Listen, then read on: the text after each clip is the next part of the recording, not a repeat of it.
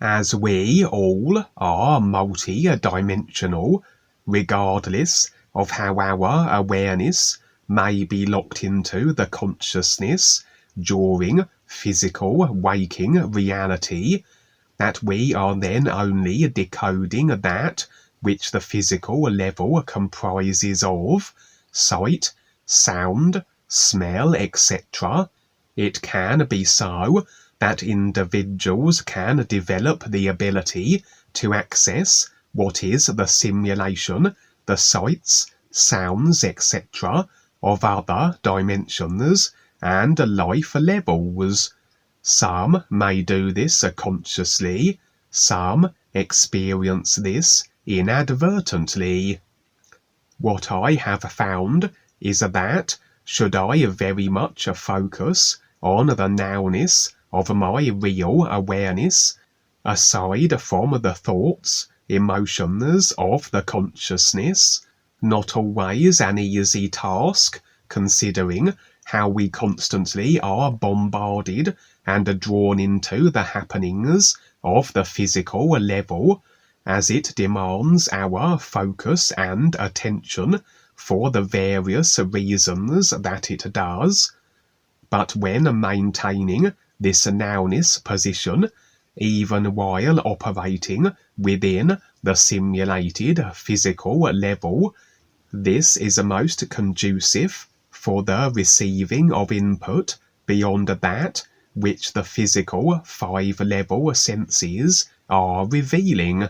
And yes, these can be impressions from the real awareness, but additionally, can we hear random words, sounds, sometimes even complete conversations, as we are standing in a real awareness that is through everything, and so are in a position where anything can be accessed. Perhaps not as effectively as when we go on the real side and vacate the consciousness, that we are not subject to its simulated, effected construct, but nevertheless from the physical, so we may see other beings that exist from other dimensions featuring as an example, as I have seen over the years, among other things, what I may describe as shadow beings as just one example, beings that don't exist on the physical, but in reality everything is present in this ever now moment, and only the consciousness processing mechanics applies what is effectively separation, life levels, different dimensions, differentiation of everything that is effecting from a consciousness into a simulation now. And indeed, on the real side, we apply our own restrictions as to what of everything we can access, according to our focus, our attention, intent, placement, etc.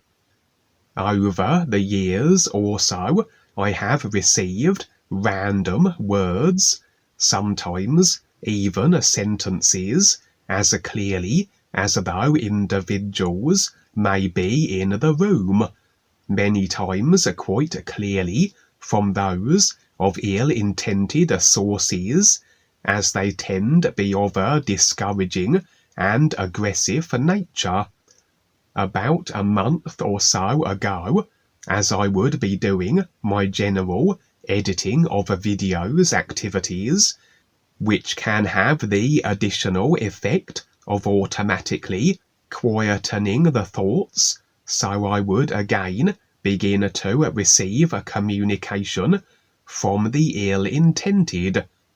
Oftentimes, when we pick up such things, it's as though we are tuning into random conversations being held somewhere in creation.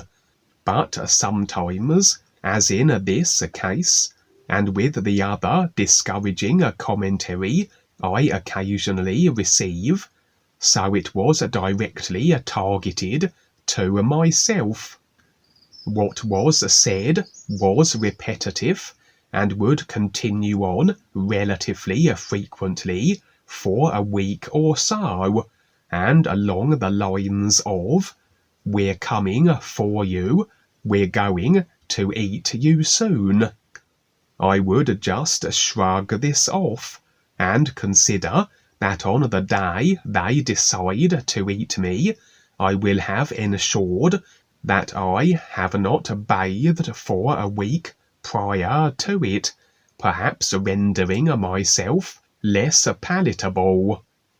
Onto the real side then, and I had what seemed an unrelated experience to the physical level death threats I was receiving. For I would find myself now in a kind of a vast, gloomy, cave-like chamber, the setting also consisting of many beings, generally human in appearance, but with a loose scattering of other body forms. My real awareness impressions revealed that these all were slaves of a kind, resigned to this place. But of course, we always must remember how, as the deciders of our experience, we must have agreed to whatever situations befall us for them to be so. We must have installed the ideas into our consciousness, and naturally, generally, most would not choose to be enslaved and imprisoned in a very dismal cave-like complex in creation, and so it follows the idea agreements were secured inadvertently, for where we place focus and attention is akin to agreement and installation of the ideas that pertain to that which has claimed our attention. The movies, etc., are awash with all manner of scenarios and predicaments, and all of it is settling into the consciousness as ideas, and therefore simulation experience potentials for ourselves. Only by becoming more aware, by facing and releasing the ideas that our consciousness has been programmed as, are we removed from having to be the effect of them, and so yes, our consciousness is still programmed, mostly subliminally, through various technological sources, but we can be unaffected by it in that we are not resigned to its programmed design. And of course, a dark force consciousness is overwhelmingly designed with intentionality to control and be abrasive. If we agree with such a consciousness, we are effectively agreeing with the ideas it comprises of, and can then experience the effects, the intent of the dark force character. And so naturally, we wouldn't open up to agree with such beings directly, assuming we could determine their ill-intended nature if, say, they were not openly flouting it. But additionally, whatever they create is an extension of such a consciousness.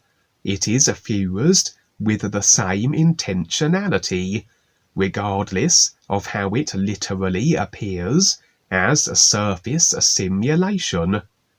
And so we can agree with the surface fronts, which are simulated effected from ideas, which stem from a consciousness, which is again a conglomeration of ideas with an overall intent idea, we are then agreeing with the intentionality behind the surface creations, which in the case of the dark forces always is an agreement to a controlling orientated intent and consciousness, and this then we will experience. But as I said, all these ideas can settle into the consciousness, but as we endeavour to ever more so release agreement from its totality, it can have no bearing upon us. But for those who remain personal self and consciousness immersed, they are in full agreement with the consciousness consequently, in agreement then with every idea it comprises of, including the vast bulk of the subconscious, the ideas they will not be aware of.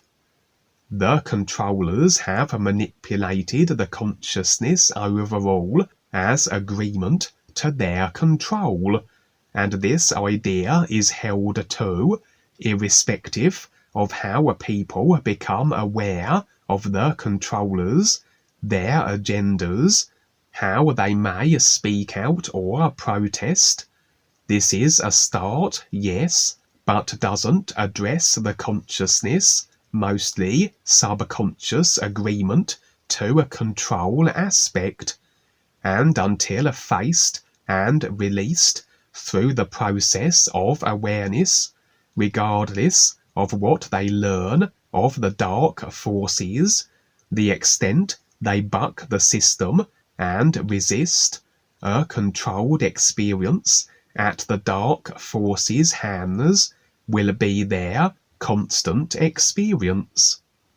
And so the slaves in this cave system were in actuality there because they had agreed to be so, unbeknownst to them naturally, and as I stood among these emaciated, desperate-looking, and inadequately clothed beings, my attention was drawn upwards to the cave ceiling above, and there, occupying practically the entirety of the ceiling, was a huge mass of a body form, a little hard to describe, but a kind of a multi-glowing, blob-like creature.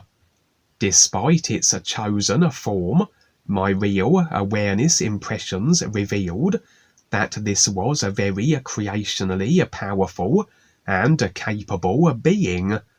It was a demonic entity of a kind, one that wasn't directly associated with the dark forces, but a being of an abrasively developed consciousness nonetheless, hence its desire to have always an array of assorted slaves in its presence, as though making a statement of its dominance.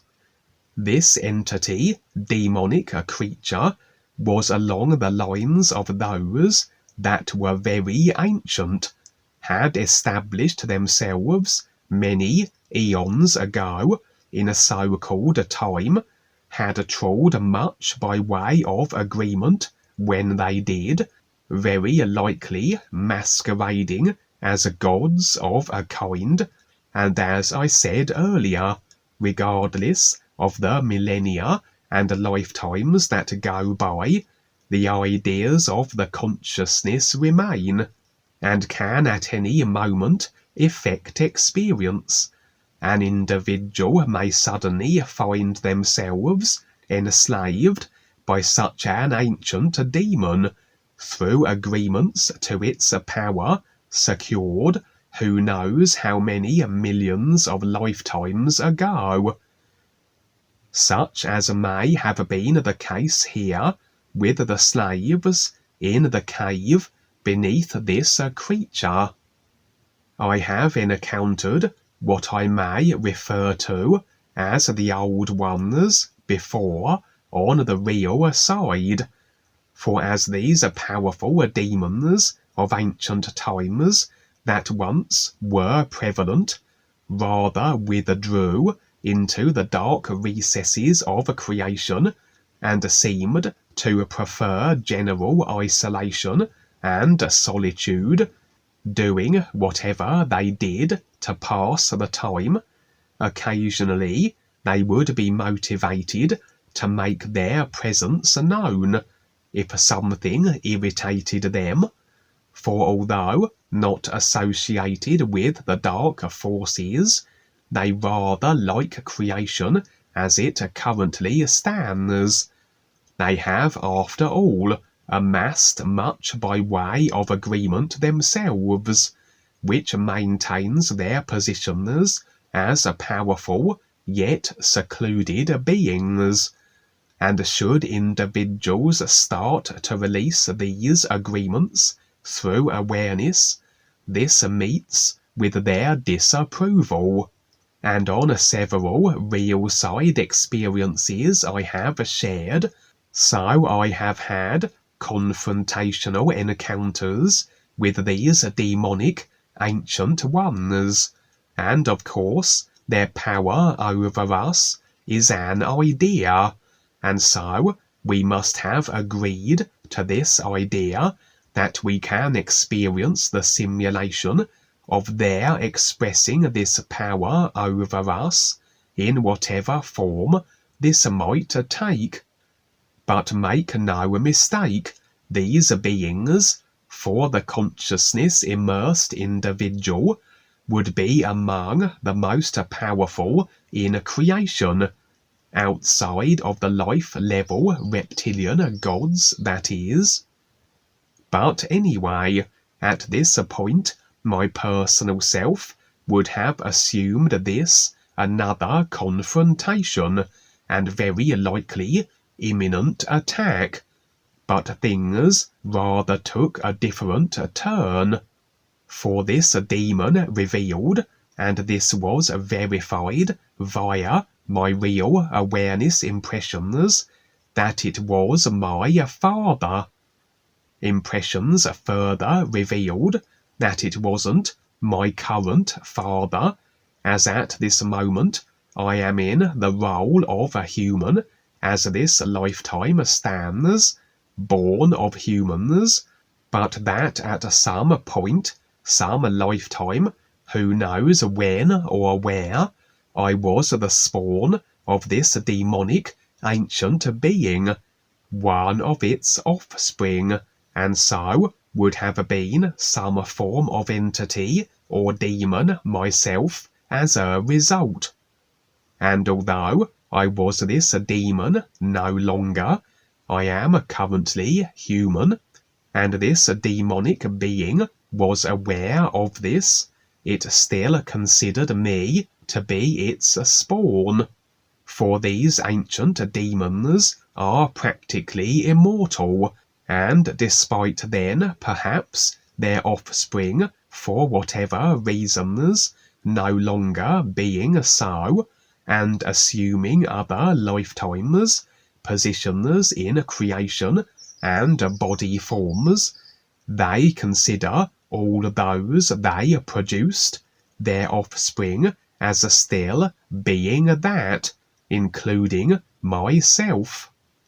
As a consequence, this demonic father held no ill will toward me, but he rather wanted me back, as it were, to stand by his side once again, for he harboured emotional attachment for all his offspring, no matter that they now had different body types and families, etc., and indeed this brought to the fore the emotional attachment still unreleased in my own consciousness that I had with him.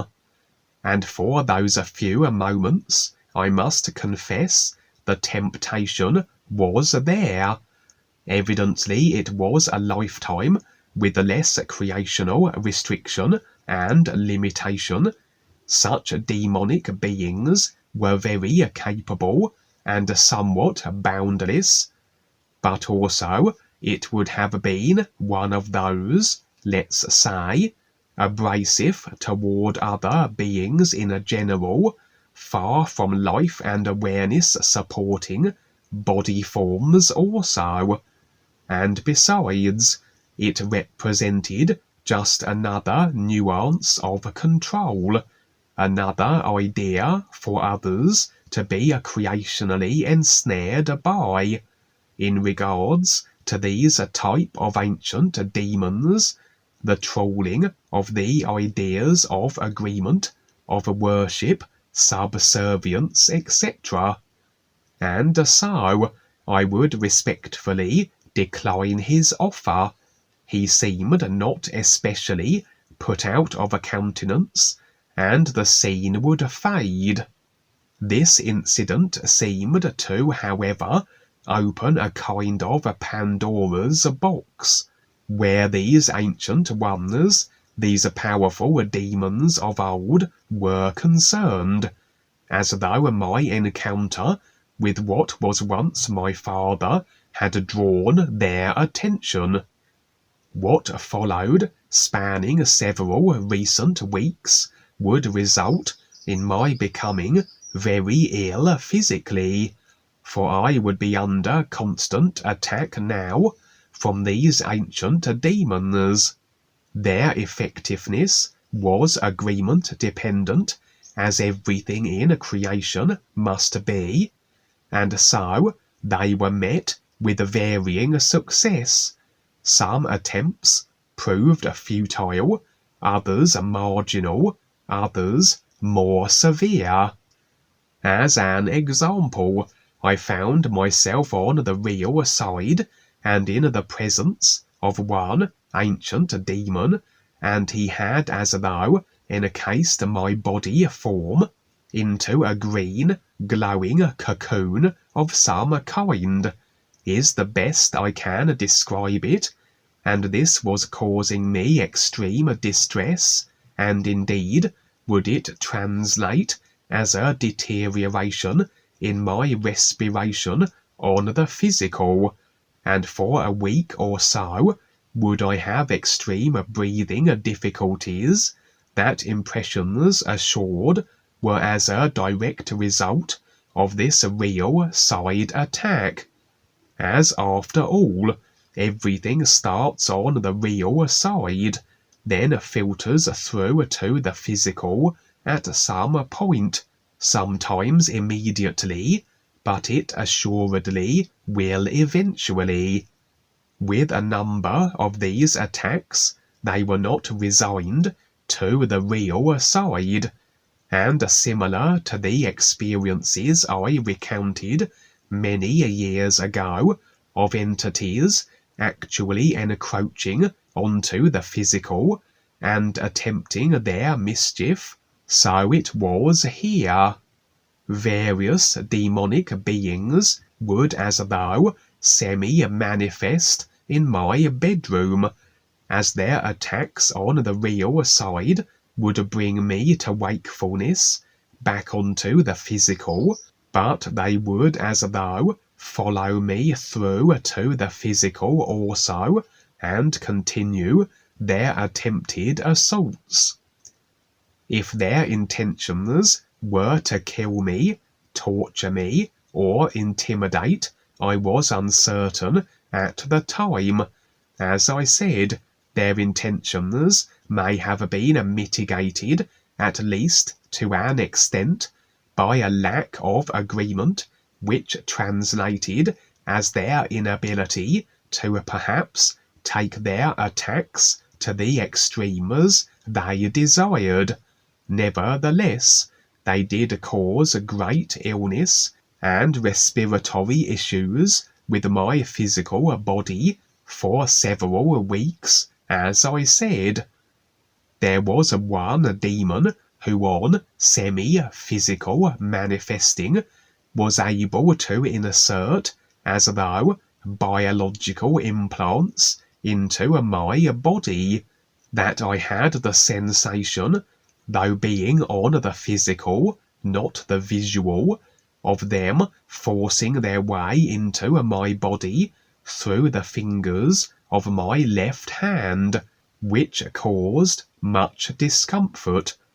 I'm uncertain what the point of this served, as I detected no effect these curious implants may have caused, though this was for again overall ill-intended purposes, so perhaps what comes of this remains to be seen.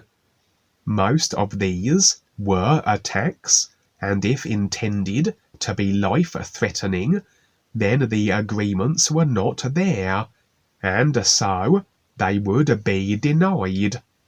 However, there was one demon that manifested physically, and all these demons didn't take on a form as such, just a very palpable presence that you could almost perceive them, but not quite, through the physical senses, an impression almost of their outlines, etc.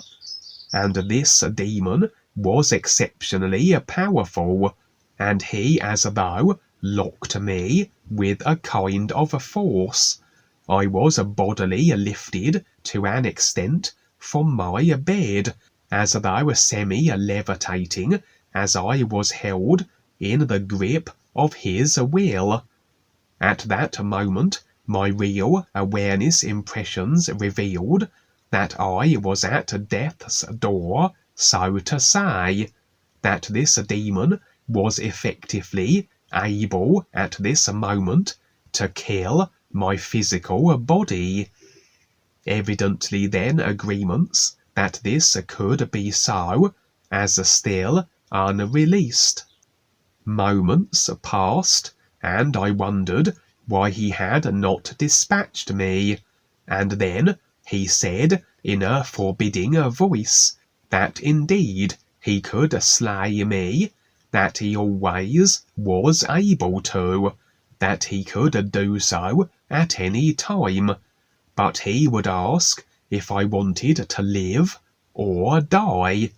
I replied that I would prefer to continue on operating through a physical vehicle, and he would release me from his force. I would collapse back onto my bed. His presence would become less so, as he slowly began to withdraw from the physical, but he would remind me before departure that he could kill me at any time of his choosing, and then he was gone.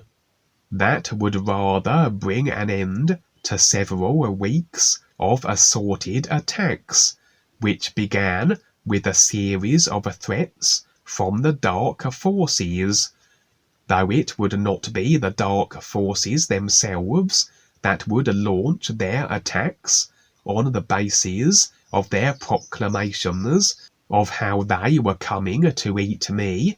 Instead, through the encounter with what was my demonic parent from who knows how many lifetimes ago, were various similar demon-type beings moved to launch an assault upon me, and although perhaps the nature of my agreements kept them somewhat at bay, it was more as though a kind of warning.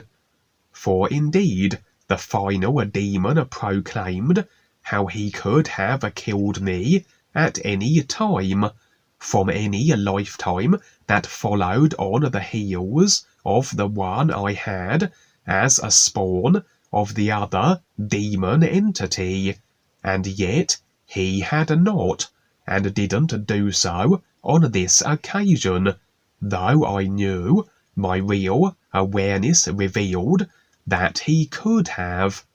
I suggest then, this is all connected to the emotional attachment I may still retain with what was my demonic father from millennia of lifetimes ago.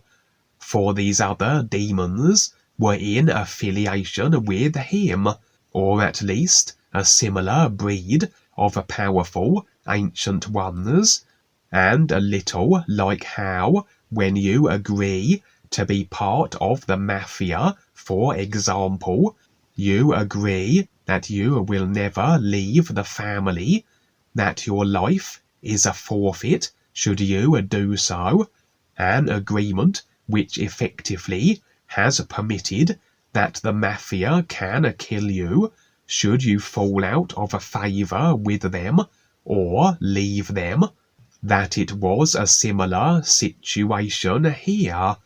My once being a demonic spawn was as though agreement with these demons in general, an idea that to step out of line or to withdraw from such a position, that your life was a forfeit, and as an agreement idea, if accepted, then this is always a simulated experiential potentiality. That at some point I no longer was one of these demons, and rather gallivanted across creation through all the various forms, body types, and positions in creation that followed, but this mafia-style agreement was retained. My impressions were, I should have been killed then, the moment I stepped into a different body form, or made the kind of choices or decisions that began a cause and effect process where I would become as a different species and body form. But I had in fact a very indulgent father demon, who as though would assure my protection throughout all my lifetimes, and keep the other demons at bay, as though he was a demon of some standing and repute. And this then was as though a warning, as I said, for my demon father that once was, that considered himself still to be, would express a want that I return to his side, and I refused him, and it was as though he allowed these demons then to be deployed to rattle me a bit as it were, and make it very apparent that one of them at least could kill me at any time of its choosing. And all this, as I suggested, stemmed from an emotional attachment with this very long ago lifetime, and with what was once my demon father that was still retained. And should I sever this, I imagine this severs all additional mafia-like kill you if you leave demonic agreements, which should deny them the ability to eliminate my physical vehicle. But it has been several weeks now absent of demonic style attacks, and my health has restored itself to at least functional levels again. Okay, that was terrific, Kevin, and very, very good. This is what I've been talking about. It's come to this, and yes, I've been through it too. It was several years ago, before we came to Mexico, that a really nasty alien, and this is when I was with Claudia and Sandy, they saw it, hit me with this rash all over my back and my neck, etc. Really, really bad. Took over a month or so, went to treatments. I've had it slightly here 3 times since I've been here, and Paul and REBISAR let it go through. They had discussed this and they let it go through. And so just like this, you were to meet this and see this, because here you are, the great witness, and to let other people know and see by the very fact that you stood up to it. And what you did with your experience there, the boys will let it go so far, and then they'll step in. But they want to see what you'll do. And so there becomes the real protection. So they will step in. They won't let anything happen to you. It shouldn't happen to you. And so, yeah, the threats are there, etc. So from this, this is just in time, Kevin, because yesterday on our special Skype, we talked about this, because there are things happening within the groups too, and I know this. And we've discussed this before in the past. There was an individual that was looked to be a traitor, and that individual is still here. I've never mentioned his name, only you and I know, but he's had great experiences to share, etc. So we all have challenges, and the idea now is not to run away, not to say, oh, such and such attacked me or whatever, but to step up and see if we can help these people, because they may not know it themselves. There is so much going on with ourselves, and me too. I have to deal with myself and these things, and I don't always know what some of the little other bodies are doing. There are attitudes and things that are hidden, just like what you have there, and it's a constant cleaning out of these things and facing them. And so it's no more good and bad, or the devil's after us, or we get the exorcist or whatever. No.